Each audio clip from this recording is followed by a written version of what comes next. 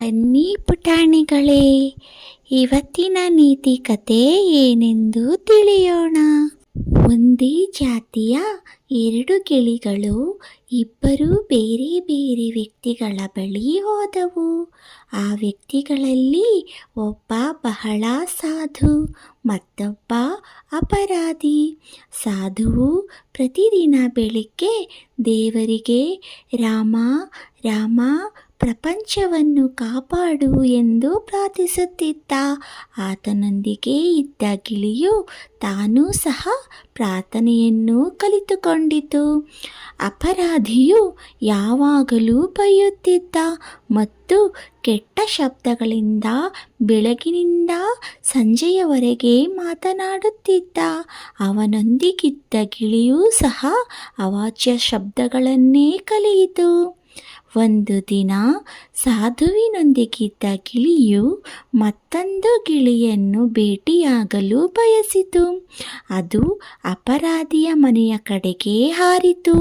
ಅದು ಅಲ್ಲಿಗೆ ಬಂದ ಕ್ಷಣವೇ ಗಿಳಿಯು ಕೆಟ್ಟ ಶಬ್ದಗಳನ್ನು ಮತ್ತು ಅವಾಚ್ಯ ಬೈಗುಳಗಳನ್ನು ಮಾತನಾಡುತ್ತಿರುವುದನ್ನು ಕೇಳಿಸಿಕೊಂಡಿತು. ಅದಕ್ಕೆ ನಂಬಲು ಸಾಧ್ಯವಾಯಿತು. ಆದ್ದರಿಂದ ಅದು ಮತ್ತೊಂದು ಗಿಳಿಗೆ ಸಾಧುವಿನೊಂದಿಗೆ ಬದುಕಲು ಹೇಳಿ ತನ್ನ ಸ್ಥಳಗಳನ್ನು ಅದಲು ಬದಲು ಮಾಡಿಕೊಂಡವು. ಈಗ ಅಪರಾಧಿ ಬಳಿ ಇದ್ದ ಗಿಳಿಯು ಪ್ರಾರ್ಥನೆಗಳನ್ನು ಕೇಳಲು ಪ್ರಾರಂಭಿಸಿತು.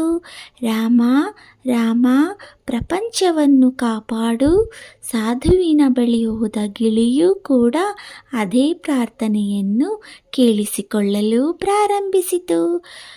ಕಳ್ಳ ಒಳ್ಳೆಯವನಾದ ಮತ್ತು ಅವನ ಗಿಳಿಯೂ ಕೂಡ ಒಳ್ಳೆಯ ಬುದ್ಧಿ ಕಲಿಯಿತು.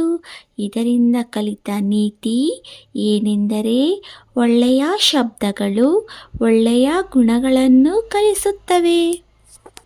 ಪುಟಾಣಿಗಳೇ, ಈ ನೀತಿಕತೆ ನಿಮಗೆ ಇಷ್ಟವಾದರೆ ನಮ್ಮ ಚಾನಲನ್ನು ಲೈಕ್ ಮಾಡಿ, ಶೇರ್ ಮಾಡಿ, ಸಬ್ಸ್ಕ್ರೈಬ್ ಮಾಡಿ ಹಾಗೂ ಪಕ್ಕದಲ್ಲಿರೋ ಬೆಲ್ ಐಕಾನ್ ಕ್ಲಿಕ್ ಮಾಡಿ.